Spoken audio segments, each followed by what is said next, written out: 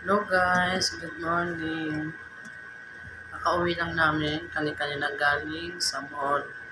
Galing dun sa kaibigan na amin. So guys, yun. Kahit na alas 12 ng gabi o mag-aalaw na ng gabi, naligo pa rin kasi sobrang init guys. Ito, may patuyo ang haba na kasi guys. May kasi patuyuin yung buhok ko masyadong mahaba na. So guys, may natara akong chocolate. Tara kain tayo. Nakain ko ngayon.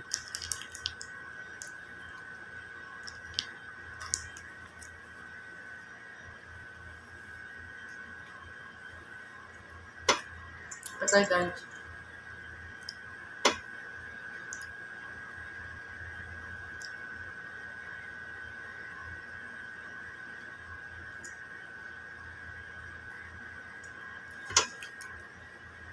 So guys, excited na ako umuwi kahit na walang ipon. Basta safe lang ako makauwi at makarating sa Pilipinas. Lalo sa mga anak ko.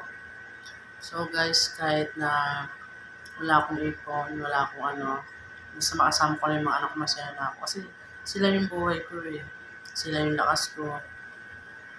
Diba? Ang pera kasi guys naubos. Pero yung mga moment or mga kasiyahan, di ba? Hindi makakalimutan. Kaya, okay lang sa akin kahit na walang ganong ipon, walang maulang ipon, okay lang.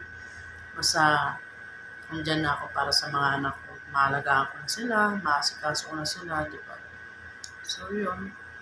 Excited daw kahit walang ipon. Di ba? Siyempre, ganun talaga, di ba, ang buhay. Di ba? So, guys, yun. May konting ano lang, chocolate lang, yun lang. At least, di ba?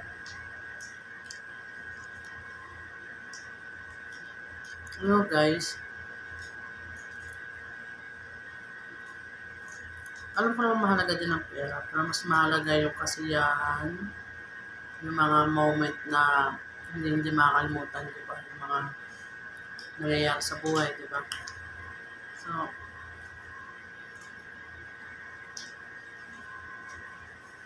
alam nila, pagkata sa abroad, na pera, di ba? So, yun.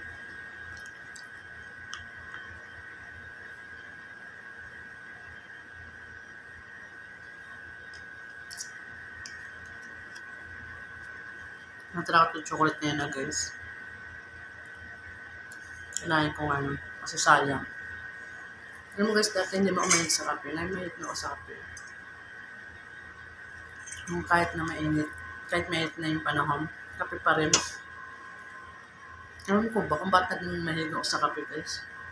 So guys, yung Vaseline, nilalagay ko sa paa ko. Sa mga kalyo, sa mga sugat, o dito sa nagbabalak. Ito nilalagay ko Vaseline. Ano talaga siya, maganda talaga siya guys. Magaling talaga. Tapos ito yung ano ko, gamit kong lotion.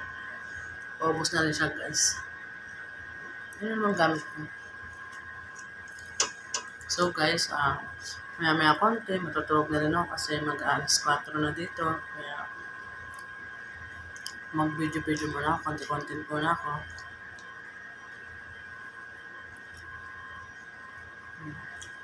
So guys, hanggang dito na lang.